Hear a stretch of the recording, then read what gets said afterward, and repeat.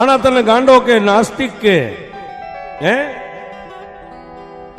પણ માણાના મેણા ટોણા સાંભળી સતાય તારા શરીરની માથે રૂવાડું એક ઘમંડનું નો ફરકે ને બાપ.